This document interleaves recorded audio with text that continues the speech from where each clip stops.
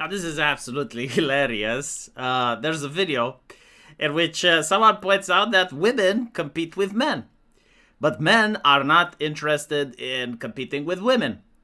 And so women enter the workplace, and therefore men leave the workplace. It's not entirely accurate, to say the least, but it is true that if the workplace becomes incredibly toxic for men, then they may leave. And men experience toxicity a lot different than women do. For a woman, toxicity means mean words, right? So, like, if someone goes to a woman and says something mean to her, she considers that to be toxic. Men consider toxicity to include things like passive aggressivity, simply not being told what the problem is, this obnoxious nicety, and also men kind of feel when they're not wanted. And so if you look at the workplace, especially in modern corporate America, it is dominated by women in HR. Apparently nobody talks about having diversity in HR. I understand it's something like 80% white women.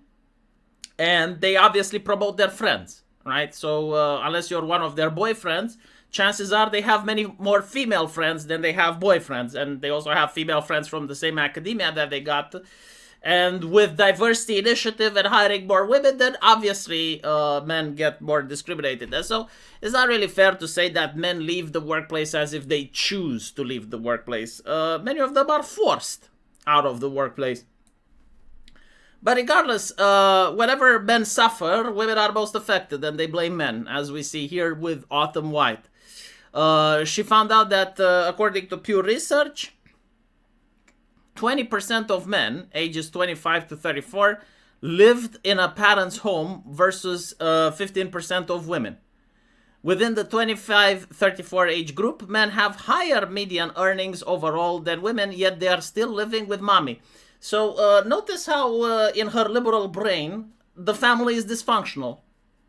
Like, why not living with parents, right? Like, why isn't mommy and daddy? Why does she focus on the mommy?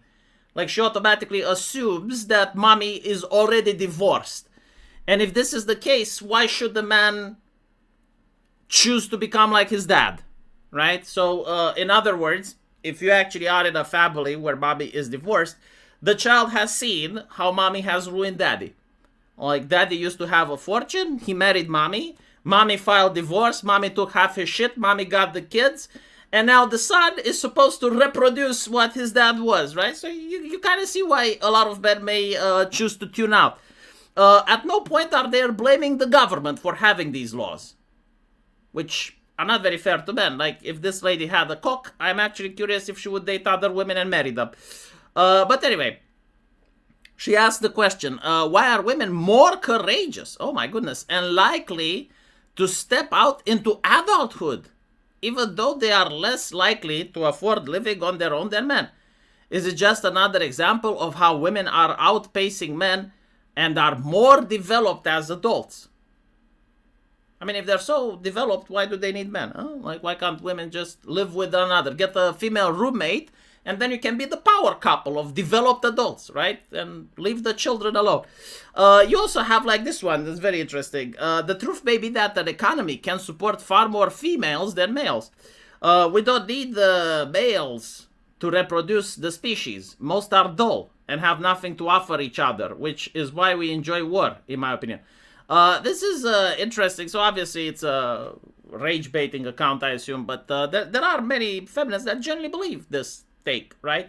And it is true, like, one man can impregnate 20 women, right? The problem is that their children are going to grow up without a father, and here you have the example, right, where mommy is alone and not married. But anyway, to answer her very interesting question, right, why is it that 20% of men live in a parent's home while women not? Well, because most men cannot simply find a woman with big fat tits and a plump ass and decide to move in with her, and in exchange for sex, they don't have to work. A woman can do that. Like, a woman at the age of 18, and I have a couple in my family as well, they can get a boyfriend that is 29, 30, and he already has an apartment, he already has his own home, and then the woman can move in with him, right? And all she gives is sex, And she can study at the university. I mean, it's not like she's a hobo, right? Like, she can still study at a university. She can still do things, but she's not necessarily producing money. And she would never be able to afford a home. But she simply gets into a relationship where a home is provided for her. So, like, the fact that the number is 20% of men live in a parent's home versus 15% of women is shocking. Like, I would expect all women to be able to have a place outside of their parents. But anyway, like, the difference of 5% is why she is raging. I want to talk a little bit about something else that's interesting, which is living alone, right? Now, throughout most human history, the idea of living in your own house was unthinkable. Like, even in the 900s was unthinkable. Families were big communities. Like, families included living with your parents and your grandparents. It's true, right? So obviously we changed from that, right? Like, now it's a sign of maturity. So I guess, like, all of our ancestors were immature because they were living together, right? And we are the only enlightened ones because we benefit from modernity. Well, the problem is like this. If every single person has to live in their own house, why would you not notice that the housing market is now expensive? Because it's one thing when you have a family of 5 living in one house, right? And it's another thing when you have a family of 5 living in 5 houses. And if every single person lives in a different house, like America has, like 350 million people, right? It would require 350 million houses. America doesn't have this many houses. And not to mention, like, there are places where, you can have a high-rise apartment. But in other places, you have homeowner associations, and I'm sorry, but, like, you literally cannot put a family of 200 in a home over there, right? And so this is why you constantly complain and bitch as a leftist. Oh, my goodness, housing is a human right. Oh, we can't afford the housing. Oh, our parents did. Your parents didn't, like, not all of them, but often, especially if you're in the UK, your parents didn't live in their own house.